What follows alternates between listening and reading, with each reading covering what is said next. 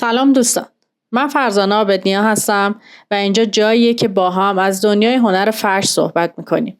امروز میخوایم بریم سراغ یکی از قدیمی ترین و جذاب ترین دستبافت‌های ایرانی یعنی گیلیم. هنر گیلیم بافی بعد از حصیر بافی یکی از قدیمی ترین صنایع دستی ایرانه و قدمتش به چند هزار سال پیش میرسه. این هنر بازتاب زندگی و فرهنگ مردمان کوچرو و روستاییه و نتیجه سالها تلاش و زحمت زیاد به روی دارهای عمودی و افقی.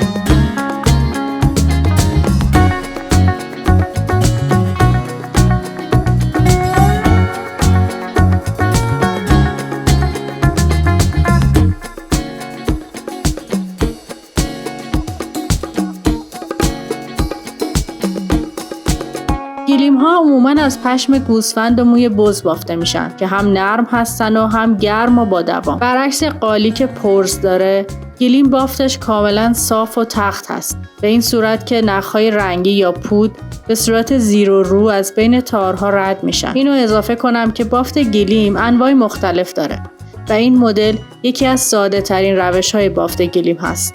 تخت و بدون پرز بودن گیلیم باعث میشه که سبک و قابل حمل باشه و همین دلیل هم عشایر موقع کوچ میتونن راحت جمعش کنن و با خودشون از منطقه به منطقه دیگه ببرن. طرحهای گیلیم شکل‌های هندسی و نمادینیه که هر کدوم معنا و داستانی داره و بخشی از فرهنگ و باورهای مردمان هر منطقه رو نشون میده. رنگ‌های طبیعی و زنده‌ای که توی گیلیم به کار میره از گیاها و مواد طبیعی گرفته شده و حس طبیعت و زندگی تو دل دشت و کوه رو تداعی میکنه.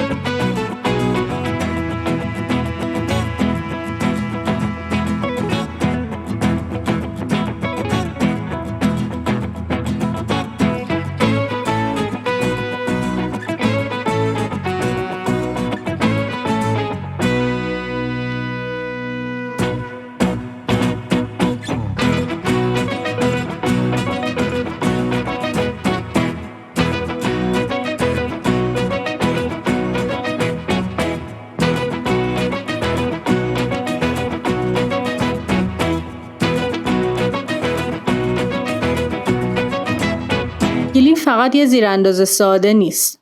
در واقع با گلیم انواع وسایل راحتی مثل پشتی، محفظه‌های کوچک و بزرگ و حتی روکش برای اساسیه هم بافته می شده. این تنوع کاربردی گلیم رو به یکی از چند منظوره ترین دست بافته ها تبدیل کرده و باعث شده که تو زندگی روزمره عشایری و روستایی ها جایگاه ویژه‌ای داشته باشه. امروز گلیم ها به روش‌های مدرن هم بافته میشن. به این صورت که شما میتونید گلیم هایی بسیار ریزبافت با ابریشم داشته باشید یا گلیم های کوچکی برای قرار دادن روی میز و یا برای تزیین بخشی از دکوراسیون مورد استفاده قرار میگیره.